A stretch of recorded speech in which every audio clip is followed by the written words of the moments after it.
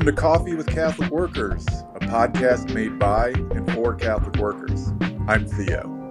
And I'm Lydia. We've both been a part of the Catholic Worker for more than a decade, and we're excited to bring to you conversations with Catholic workers from around the world. For today's episode, we spoke with Bill and Diane from the Iowa City Catholic Worker about the works of mercy at their multicultural hospitality house and their journey from the Dallas Catholic Worker up to Iowa.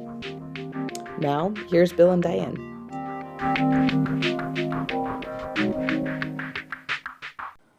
Bill and Diane, welcome to Coffee with Catholic Workers. To get going, do you want to introduce yourselves and tell us, how did you find your way to the Catholic worker movement? How did you get involved? Go first. Okay, so I'll start because I've been in this since my senior year in college. I'm from Milwaukee originally, and I went to college at Marquette University. And my first few years there, I had drifted away from the church. I had basically become an agnostic, and I still had that basis, that Catholic upbringing. I was a cradle Catholic, and still am. You know, by my senior year, I had gotten tired of the partying, and I came to see how shallow it was, and I was looking for more meaning. But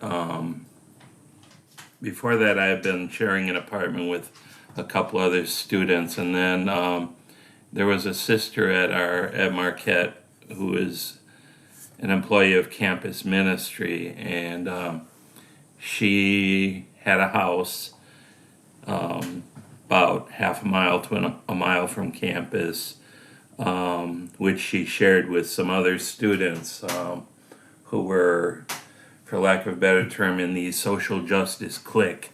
And so I said, that sounds interesting. So I asked them, and they interviewed me. They, had me come to their house and talk to me. And, I'm kind of surprised looking back on it that they said okay to having me there, because looking back on it, I was kind of a jerk, to be honest. I partied a lot. I had friends who partied a lot, and we were into all this political stuff, all the organizing, but at the same time, we liked to party, and Sister Lucy was not that way. And so anyhow, fast forward to the end of the school year, I graduated and didn't have any job opportunities. I'd been studying journalism, and had decided a couple of years before that I wouldn't make a good journalist because I wasn't pushy enough, and also I had a lot of opinions, and reporters and journalists are generally supposed to be objective, and I thought, well, that's BS. No one's really objective. So I went through the motions of applying for jobs, but didn't really have anything, and I took whatever came along. I tended bar. I worked for a cab company as a phone person, and I got involved in the Catholic Worker. I had known them through Sister Lucy. It's called Casa Maria, and I really enjoyed that. I thought I had found a home there, but I still knew that I had to forge my own path. So I began to think, what can I do in the world? And I moved to Houston. I found out about this organization called Acorn, and they organized in cities around the country what they were calling squatting. They had a squatting program where they would encourage their members to search for tax delinquent vacant houses that were run down, and they would squat in those houses and then apply to the city to sell them the house for $1, and they would pay the back taxes and fix it up, and the labor that they put into it was supposed to be like sweat equity, and it seemed like a great idea to me, and so I applied to Acorn, and they said, "Yeah, come on down." And my other major in college had been Spanish, so I thought in Houston that would be great to use my Spanish there, and they thought that would be great too. So I went there, and it didn't last very long. I was kind of disillusioned with Acorn. I saw them as a their attitude was the end justifies the means, and if we're a little dishonest with people, it's okay because you got to look at the larger picture. So I only lasted with them about a month. I ran into the problem where I wasn't assertive and pushy enough. I'm afraid, and they wanted us to work like 80 hours a week, and I just wasn't going to work 80 hours a week when the pay was below minimum wage in effect. And so I had become involved with the Houston Catholic Workers, Casa Juan Diego, and I was living there from the time I got into Houston, and they were very good. They took me in. They saw that I could communicate with the people who were almost all from Latin American countries. And I lasted there about 4 months, and then in July, that was 1982, we were having Mass one Wednesday night, and in the middle of Mass, somebody yelled fire, and there was a fire breaking out upstairs.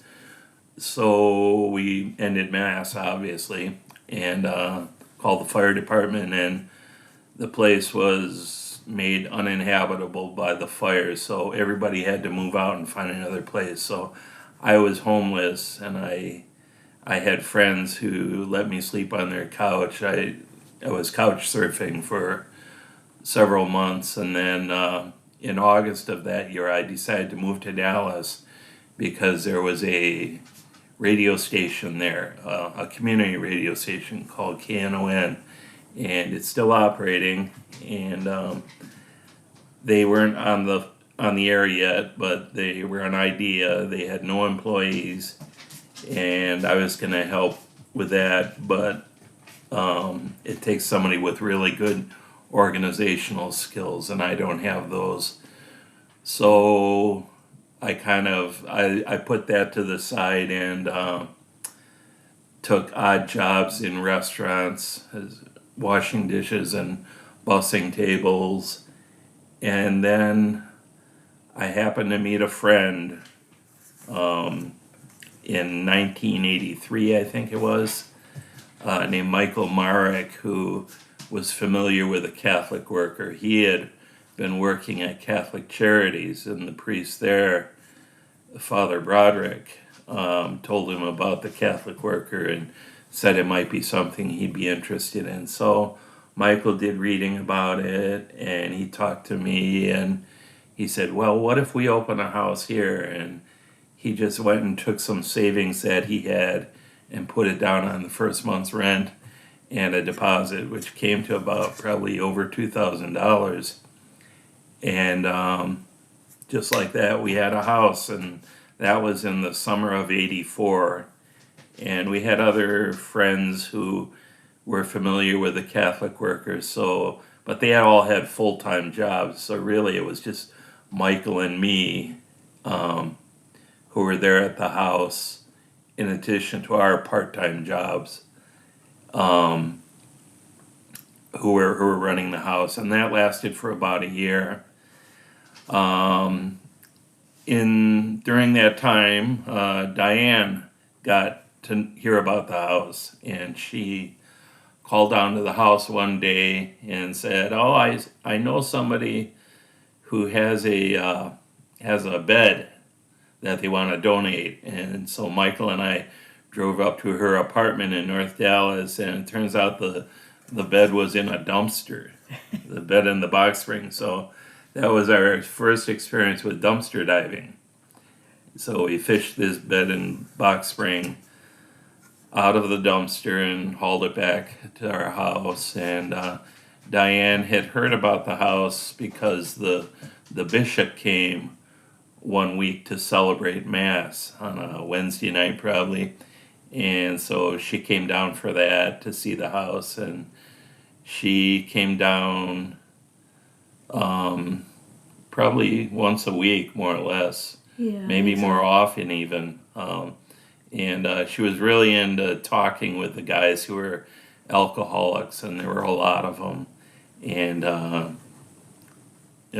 don't know.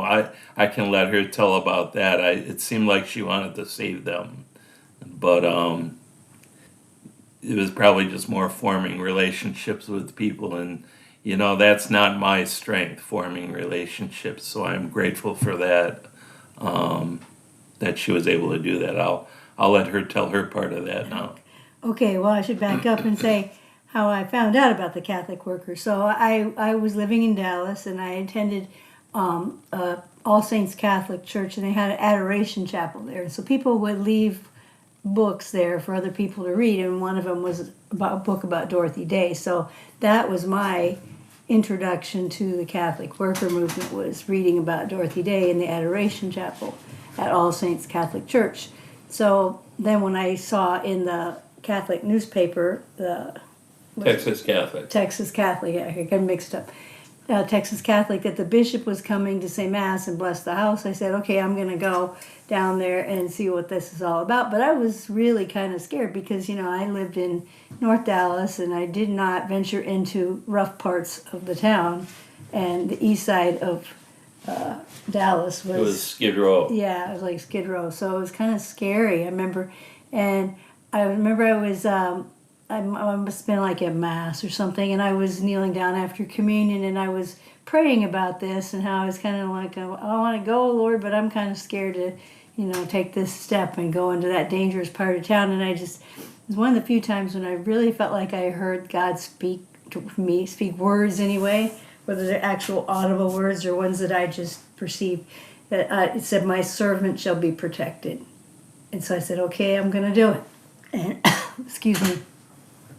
So I did. I went down there, and then kind of the rest is history. After that, I started coming down about once a week or maybe twice a week and help with serve a meal, because they opened up the house on a regular basis and let people, just anybody. It was a free for all at the beginning, because these two guys, they had no clue what they gotten themselves into.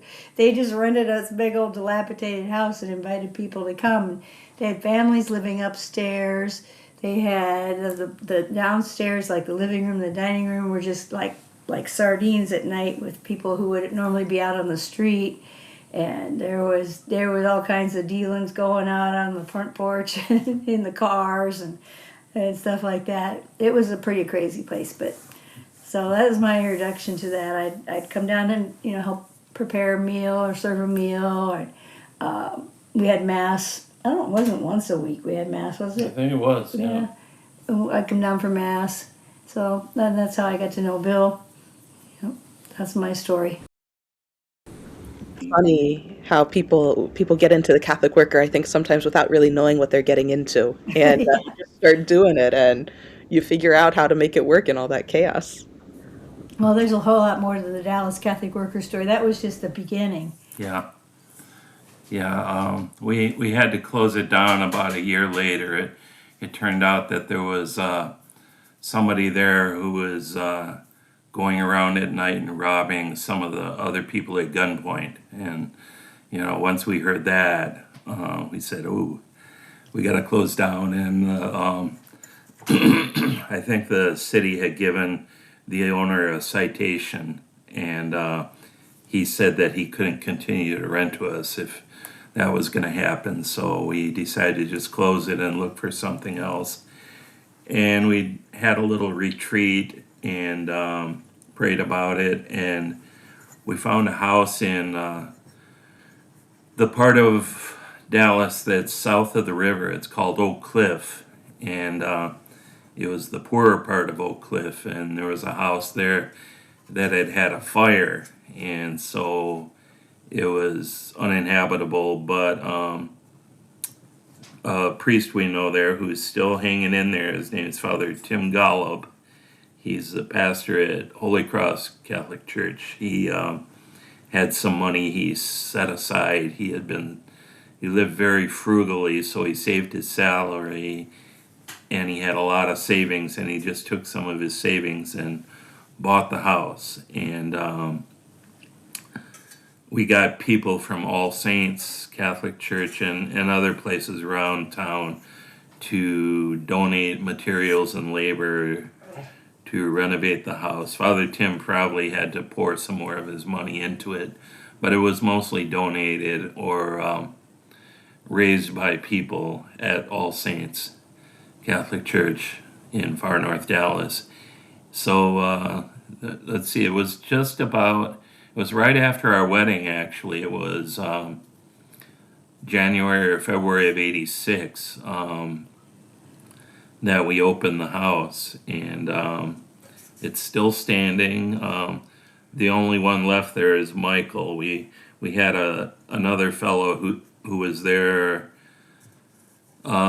several years. He was very skilled in construction. He was kind of a jack of all trades. He was really an amazing guy, like genius level amazing. He played pretty much any instrument you could give him, and he tuned pianos. He went around the neighborhood raising money, earning some money by tuning pianos, and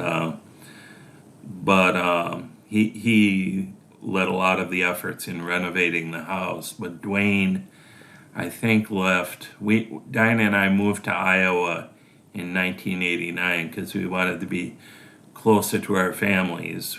Diane's from Iowa, West Branch, and I'm from Milwaukee, of course. So if we lived in the Midwest, we'd be closer to families. So that was November of '89, and Dwayne left the Catholic Worker probably a year or so after that. They, I don't know if they had disagreements.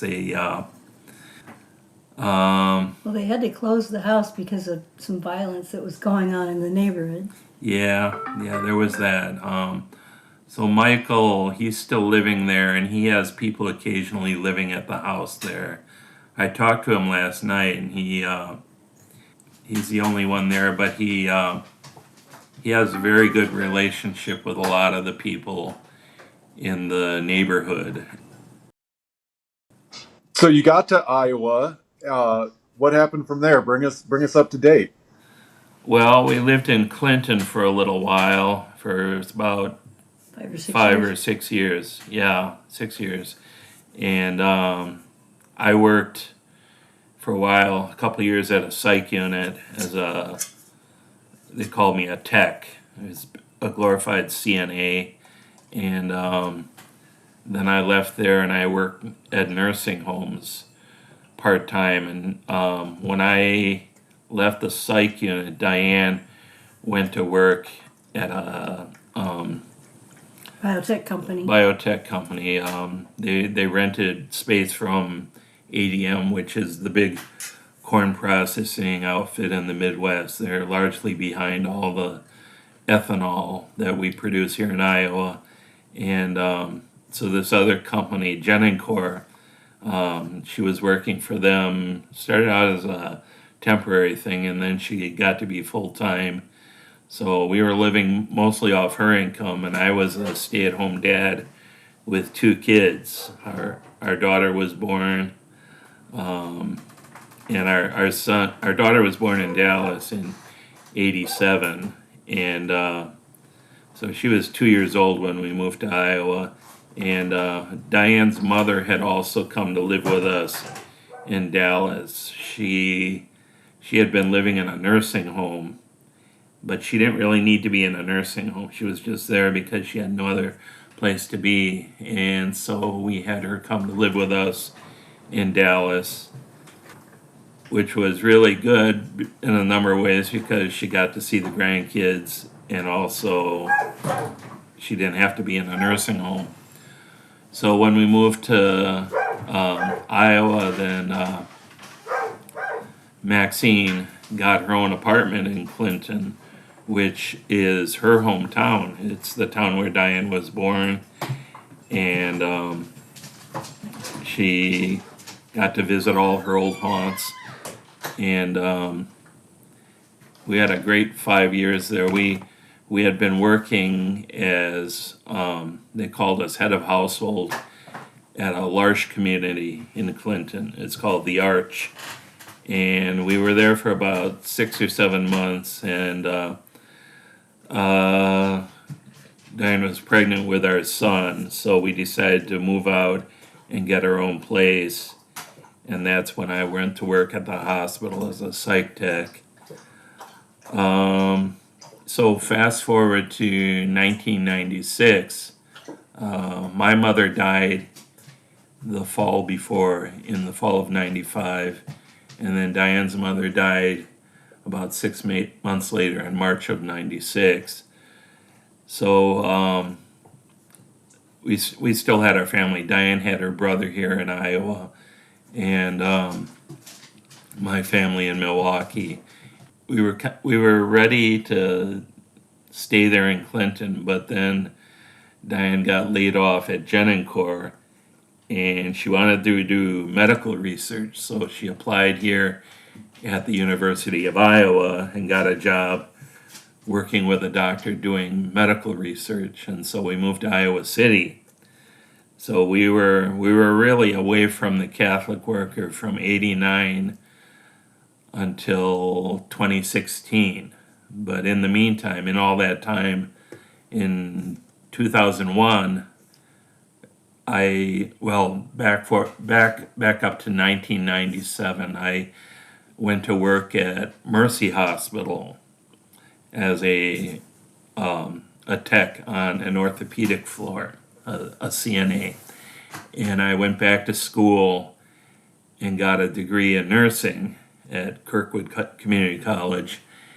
And I went to work as a nurse at Mercy Hospital and stayed on there until 2021. So in 2016, after our kids are grown and moved out of the house, we heard that somebody was opening a Catholic worker house here in Iowa City.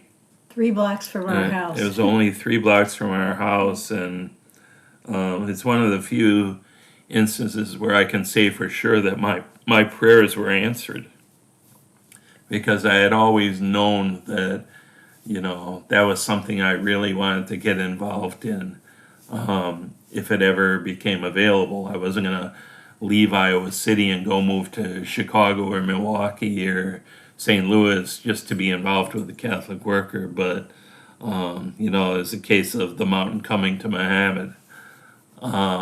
So our prayers were answered, my prayers were answered, and so we got involved with them. At first it was just, because both of us were still working full-time jobs, and we had Taizé prayer. We were having Mass once a month. There's a Carmelite lay order that started out having Mass at the Catholic worker. So we said, well, we like that idea. Let's continue that. So, they were doing it with us for a while. They were doing it with us for a while, and then basically it's me that organizes the Mass once a month. Probably about 2018, we started doing a meal program. I thought that started pretty soon afterwards. Maybe, I don't know. They call that's it kind of shift. vague. Yeah. They call it shift. It's where they open up the house at certain times and invite people who don't live there to come in and have a meal. So for a while there, we were doing that every Saturday afternoon and Sunday around lunchtime, brunch. And in addition, we do Tuesday and Thursday mornings from 8 to 10. And then we decided that Saturday and Sunday were too much, so we stopped serving on Saturday and we just focused on Sunday, because that's the one day of the week where there's no meal program in Iowa City. Monday through Saturday, there's a free lunch program downtown. And so we're filling in the gap there on Sundays. But now there's talk about maybe opening up again on Saturday. The one problem with Sunday is that there's no bus service in Iowa City. A lot of people ride the bus. And so on Sunday, they either have to get a ride or they have to walk there or drive their own vehicle. And, there are some guys who share their vehicles. They'll give other people a ride. But for the most part, I think people have to walk on Sundays. And some Sundays it can get pretty cold here. And other Sundays it's pretty hot. So that's our involvement now. The housing is for refugees almost exclusively. We have a lot of refugees from Latin American countries primarily. We did have 4 sisters who are from Ethiopia. There are a couple of them from Haiti. There's a guy from Benin in West Africa. So it's a fairly multicultural place. In addition, we have a house near downtown. It's a former bed and breakfast, and it's in much nicer condition. They really make an effort to make that house, to keep it in good shape. We're doing the best we can with this other house, but I'm afraid it's going to need some repairs pretty soon. We already had to do a lot of renovation work on the bathroom because there was the sewer line was backing up, and we were having to have some sewer work done, which was pretty expensive. How expensive, I don't know, because I kind of stay out of the money end of things. We also renovated the basement and put in some egress windows so that it's legal to have people living down there. So altogether we have 5 bedrooms, plus we have the attic where some people live, and we put in egress windows up there in the attic so that people can be up there legally. So we have, I think, 3 or 4 single men living in the attic, and 3 families on the second floor, and then 2 families in the basement. So that's where we are now. Wow. It's been quite the journey. It's always interesting to hear how people end up kind of in the houses they're in and doing the hospitality and the work that they're doing. 'Cause everyone, I find that like a lot of people have a bit of a journey, going from place to place between introduction and where people end up. I'm curious, the climate for refugees and immigrants has changed pretty significantly over the past few years. And so I'm curious how that has impacted your work there in Iowa City. Well, we had one fellow who was working at a job at a kind of a very upscale. Bread garden? Yeah, it's called the Bread Garden. It's an upscale grocery store slash not much of a restaurant. It's a grocery store, but it's very upscale. It's downtown. Very delicatessen. Yeah, delicatessen, that kind of thing. Everything there is pretty expensive, but it's attached to the pedestrian mall, which is right at the heart of campus. And he was working there, and while he was there one day, agents showed up at his place of work without badges. They were in plain clothes, sunglasses, maybe they had masks, and they detained him there on the spot. And they wrestled him to the floor and handcuffed him and hauled him out. I think at one point maybe one of them finally did show a badge. He's from Colombia. His name is Jorge. And this past January, he was released from prison. They said they had an outstanding warrant for him. I never understood clearly what the warrant was, but the government had a lot of trouble producing evidence against him. And I think the judge finally got fed up with their incompetence and their stalling and said, you know what? if you don't present evidence, I'm going to release this guy. And so they couldn't present it, and his lawyers just, they were frantically typing up motions, and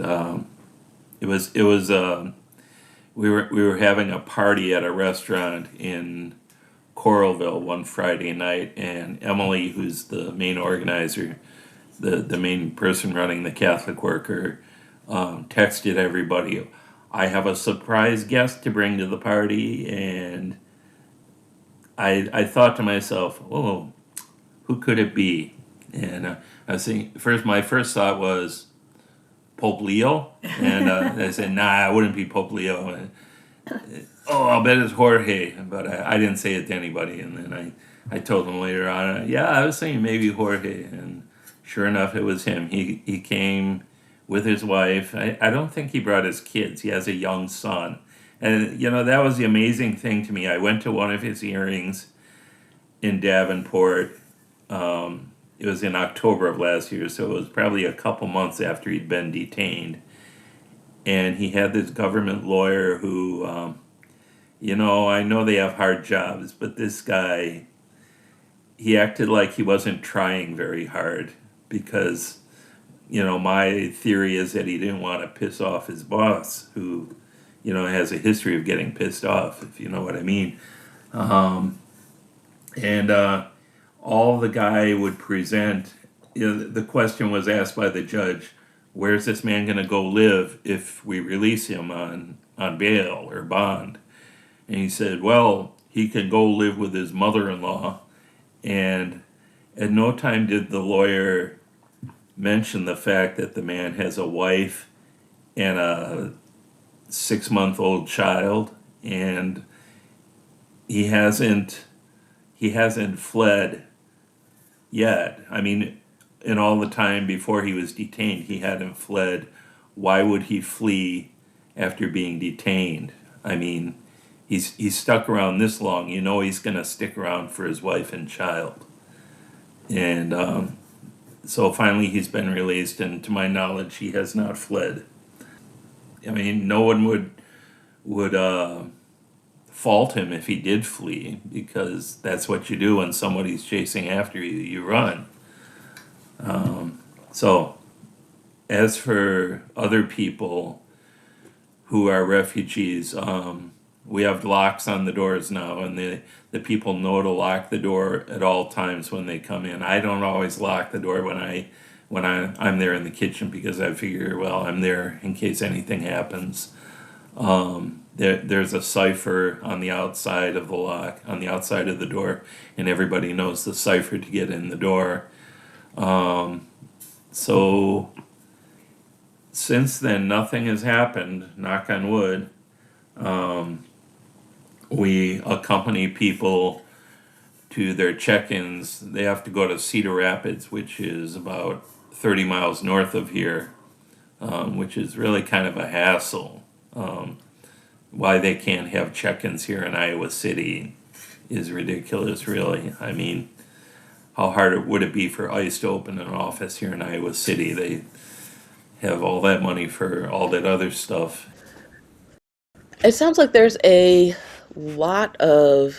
It sounds like you have a lot of guests. It's a good number of them, and so how often are you all needing to accompany people to check-ins? And so how often are you making that trek? How often you go to Cedar Rapids? Well, all the check-ins take place on Tuesday and Wednesday mornings, and I do the meal program at the house there on Tuesday, so I'm usually not there unless there's somebody else who can cover for me. As of late, we've been getting a lot more volunteers to help with the meals, so I could go a lot more. I did go last Tuesday, a week ago this past Tuesday. We had our bishop, Dennis Walsh, and a couple of priests from Iowa City who came with us and supported the people who were checking in. The bishop actually spoke to one of the DHS agents to see if he could go in with the people who were there, and they told him, no, you can't do that. And so the bishops have decided that they really want to make this a focus of the bishops' conference. So Bishop Walsh has been very supportive. He's come and said mass for us now twice at the house, I think. I think so. Yeah. Well, and then there was that time in West Liberty. Yeah. That wasn't mass, but Yeah. Yeah, there was another man who was detained in West Liberty, and there was a priest there, Father Guillermo Trevino, who was very supportive. He speaks Spanish, obviously. He grew up in the Davenport area and in Illinois, on the Illinois side of the river, and he was very well known, very well loved, and he passed away last, was it September or October, I think. I don't remember. This past fall sometime, or summer. It might have been in the summer. But he's, in one way, everybody's been devastated because it left everybody in a lurch. He was very inspiring for all of us. It was October 31st he died. He started Escucha Mi Voz. Yeah, there's an organization of refugees and people who support them called Escucha Mi Voz, which is a big part of the organizing. So that's really great that you're getting a lot of sort of formal church support for the efforts there. Yes. What does the rest of the community think about all of this? Not the Catholic worker community, but sort of neighbors, people in town. Do you find support, or do you find people being sort of vocal with anti-immigrant sentiment? Well, I'd say Iowa City's kind of a liberal bubble. So, for the most part, people are pretty supportive. Or else they're neutral, maybe. I think everybody can see that, by and large, immigrants are not violent. They're not criminals. I mean, there are bound to be a few bad apples, and there are far fewer bad apples than in the general population. And I haven't really encountered any negativity to speak of. I mean, very isolated instances, and even our church, we get a lot of support from the church, and it's very encouraging for me. So you're accompanying people to immigration check-ins. You're sometimes bringing priests, bringing bishops with you. Is the Iowa City Catholic Worker involved in other efforts, or even leading other efforts to support people at this time in your part of the world? Yeah, I'm not really well versed on all the things that we're doing. David and Emily are able to speak to more of that. I know when the government was cutting checks for relief during the pandemic, there were a lot of people who didn't get that because they didn't have documentation, and they were involved with trying to see that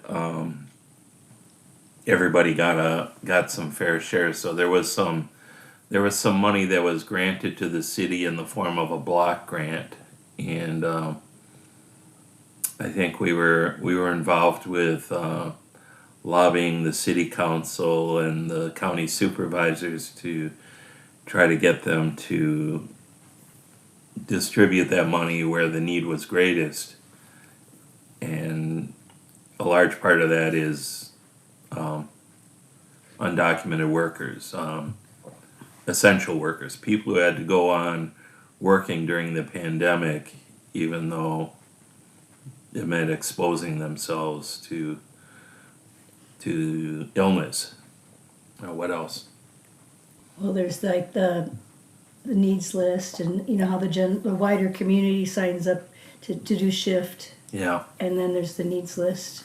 There's Thanksgiving dinner, I know that was St. Mary's, but I think the Catholic worker had a large part in coming up with a list of people to deliver meals to.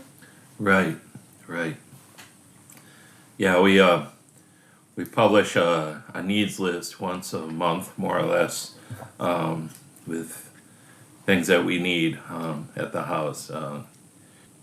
Food, clothing, not clothing so much. Diapers, Yeah, cleaning supplies. socks and, They don't need any socks. Most of their right, we got a lot of socks. There's a foot clinic too. Yeah, yeah, that's another thing. One of the doctors who was involved from almost the very beginning, he had this great idea of starting a foot clinic, and so once a month and it's usually him and another nurse, and they have a couple other doctors and nurses or healthcare workers who come to the house and will help with trimming toenails and Calluses on the calluses, yeah, and caring for any sores that the people might have. And as you can imagine, that's a very big need. It's when you see it happening, you can't help but think about Jesus washing his disciples' feet, or Jesus healing lepers. I mean, not to call people lepers, but you know, if you have these gnarly toenails and smelly feet, you might feel like a leper. Anything else we haven't asked about that would be important for us to know about you all? I don't know, for me, this is an essential part of my faith. I've encountered a lot of people in the Catholic worker who are involved for various reasons, and a lot of times, you know, their religious faith is way at the bottom of the list, and that's okay. I don't preach to them. I just witness to them. But to me, the two are they're inextricable. I can't have one without the other. I think for the speaking for the wider Catholic community, having a place like the Catholic worker where you can be involved in the works of mercy, even if it's just serving a meal once a month or something, is something that's really greatly appreciated. And of course, the people who receive the meal, they really appreciate it as well. And we don't let anything go to waste. Either we always have people who are willing to take the leftovers. We have a list of people that we can deliver leftovers if we prepare for like 60 or 70 people.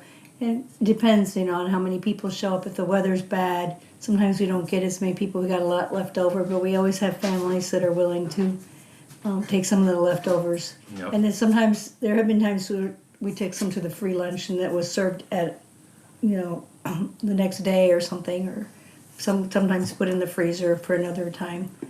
So, yeah. So the wider Catholic community appreciates, having a place where they can do some of the works of mercy, be involved in that. The model here is different than the Catholic worker. I suppose every Catholic worker community is different. I was accustomed to the way it was done in Dallas, where these guys lived there and lived with the people, but that's not the way it's done here. The people who run it don't live there. It just makes more room for guests, but they make it work. It's just a different model. So. Yeah. You would expect there would be more fighting going on, but very little. Um, in my experience with the Catholic worker, like um, you find people who are involved in it for different reasons. Some because it's an extension of their political outlook on life, and other people because it's they think that they're saving people spiritually, almost like the Save a Soul mission, uh, like from Guys and Dolls. I don't know if you ever saw that movie. We did it in high school, so that's my reference point for places like the Salvation Army, where they make you sit and listen to a sermon before you can eat, and we don't want to be like that. But at the same time, I have there's one woman there at our house who serves with me every Tuesday, and she and I are kind of opposite sides of the same coin. She wants to. She doesn't want to preach at all. She's not churched, quote unquote. She's not a churchgoer, even though she's been involved with the Catholic worker for many years. And I don't preach at her for it, but I try to say, I think we have to hold people responsible for their actions. We have to call them out when they're doing something that's wrong. No matter what it is. Like, there's one guy who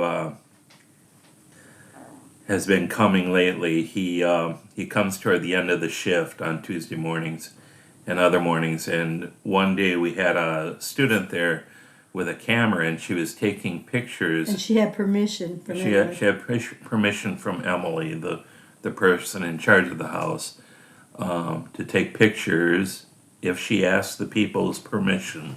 So she made it a point to ask people's permission to take their picture. And this guy, this is toward the end of shift, he took a plate from her, and she was behind him. And he saw her come up to him with the plate, and he got it in his head that she took his picture without permission. And I tried to explain to him, you can look on the camera and see all the pictures she's taken, and you can see that she didn't take your picture. But he wouldn't let go of it. He just went on and on and on. And finally I said, you're going to believe what you want. I can't convince you otherwise. Let's just let it go. But he wouldn't let it go. He was so upset that he said he couldn't eat. And so he gave the plate back to us. And this student, she was in tears over this whole matter. It upset her so much that I don't think she's come back, and I would be surprised if she did come back. So then the next week he came back, and she wasn't there, and he was okay at first, and he took a plate, and somebody had asked him if he wanted ketchup because we were serving scrambled eggs and sausage, and I guess he said no ketchup, but I didn't hear that. So I went and asked him again, do you want ketchup? And that got him upset. He went off on this tangent again about lawsuits and civil rights, and how I won't leave him alone about the ketchup. And so I came to the conclusion that I just can't even talk to the guy. So if he comes again, and the other person who's there with us, she's going to have to deal with him. And I tried to explain to her, they'll try to manipulate us. They'll try to play us against each other. And I felt that's what he was doing, because he'll talk to her and be reasonable with her, but if it's anything to do with me, he's going to go off on a tangent about lawsuits. And violating his civil rights. And so she didn't want to hear anything about that. She said, "Well, I have a right to have conversations with him." And I said, "Yeah, just be aware that he's manipulating you." And I don't know if she quite gets that. It's part of the reason why Emily wants us to do everything through her. Like if somebody comes and asks me to take him shopping for something, I'm supposed to talk to Emily first to see if it's something that she's already working on. And some people think that's wrong, that we shouldn't do that. We should just, everybody should be a free agent and we can do anything we want with the people. And I guess I can see both sides of that. Well, it kind of goes against the whole Catholic worker notion of personalism. But Right. in a practical matter, if you've got a bunch of different people that need things like forms filled out for applications for this or that, and they go to Emily, and Emily starts an application process. So then they come to somebody else like me and say, "Can you help me?" And then they got two application processes in the system. That did happen actually with somebody who I didn't know anything about it. So that's how I found out about that. I got to stay in my lane because things work differently in this Catholic worker situation, and so things are just different. They're more complicated than they were 30, 40 years ago. I agree that we have to maintain the philosophy of personalism. Wait, I'm taking personal responsibility for what I'm doing. I'm not going to delegate to somebody else or dump this on somebody else. But at the same time, we have to maintain a sense of unity among our community. I mean, I guess, if this were a slogan, you would say you can't spell community without unity, right? So, And I think the Catholic worker always has the tension between our values and then what it looks like in practical application of yeah, we all have these big ideas, but then it gets a little messier trying to enact it of yes, exactly. in the practical sense what does that look like, and everybody does it a little bit differently for sure. Well, thank you guys for both taking the time to talk to us today. We definitely appreciate it. We really enjoy hearing what's sort of happening from all the different corners of the world with the Catholic worker and what it looks like in each of them. Well, All thanks for right. having us. It was a pleasure. Thank you.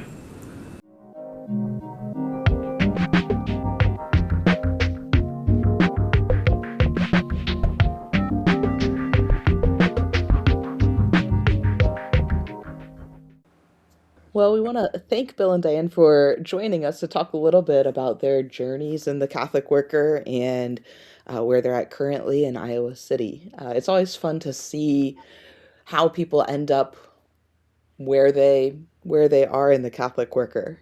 It often seems like a lot of people start in one place and kind of wind their way through a couple different houses before landing in a spot where they settle down. Yeah, I was really thinking about that for myself after talking to them. Just like getting your teeth cut in this one city and doing the Catholic worker one way, and then find yourself in a totally different setting, and it's not the same. I mean, we're still doing the works of mercy, but each house just functions so differently. It's fun to think about just the variety of stuff going on in the variety of places. There's a piece I've been wondering about recently of maybe people interested in getting involved in the Catholic worker, starting a house, and I think that many Catholic workers probably would not be able to guess that they are going to end up where they are now, and I think that sometimes that's a little hard of needing to talk about or people asking, how do I get started? How do I get involved? And it's like, how many of us would get involved if we actually knew where the journey would lead? And I think sometimes that's um, Yeah, you just kind of had to jump in, and you don't know where you're going to end up. Yeah. I was thinking about how, they left Texas and were up in Iowa for that amount of time, and not involved with the Catholic worker necessarily, Hmm. and then eventually some people came and started this worker house, and Bill and Diane were kind of like, well, we weren't going to be the ones to get it going, but we were like so grateful to have that back in our lives, kind of thing, and how sometimes there are just people waiting to and excited to do the works of mercy, and it just takes like one of us to like get the ball rolling, and it snowballs from there. Sure, yeah. Yeah, and it speaks to the different roles that people have.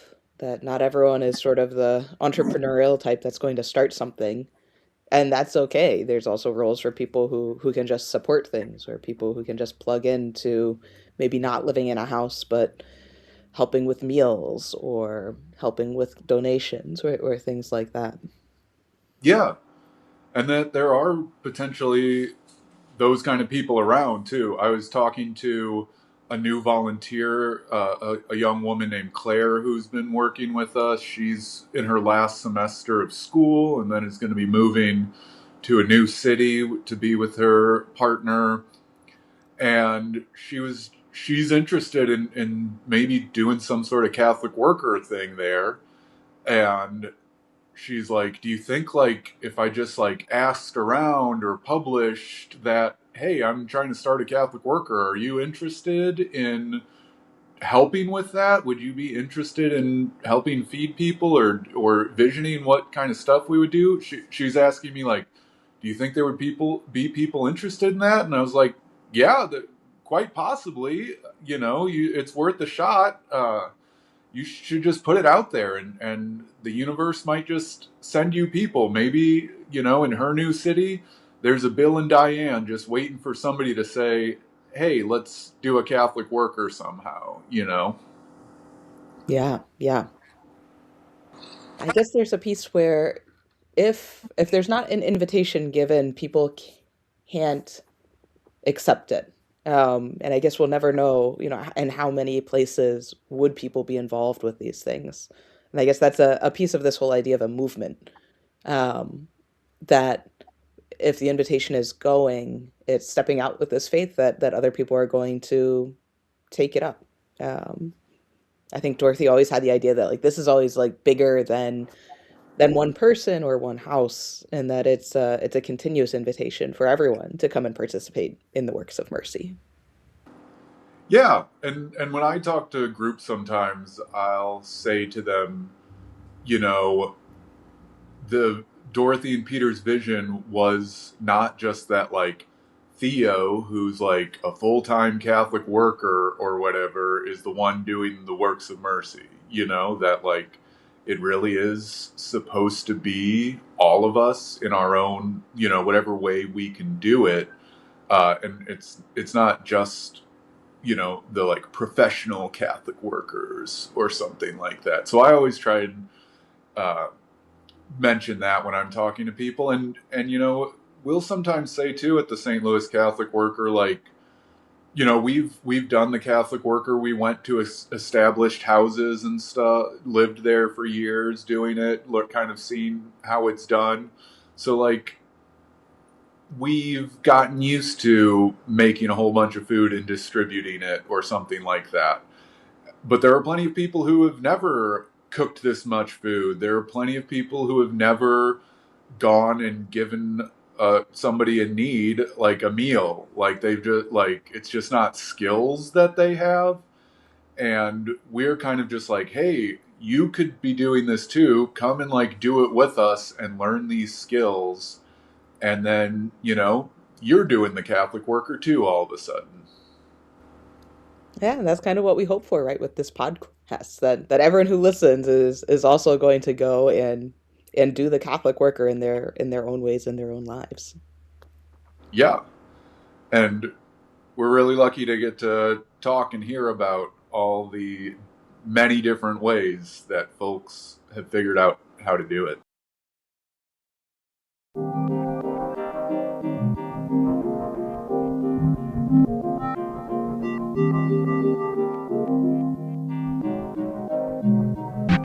Well, that wraps up for us another episode of Coffee with Catholic Workers. So we want to thank our Catholic Worker audio engineer, Chris, as well as David Hayes for our music and Becky McIntyre for our graphic.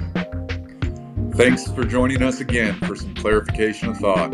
We hope today's conversation has been enlightening, and maybe even that you're encouraged to go out and help build a world where it's easier to be good.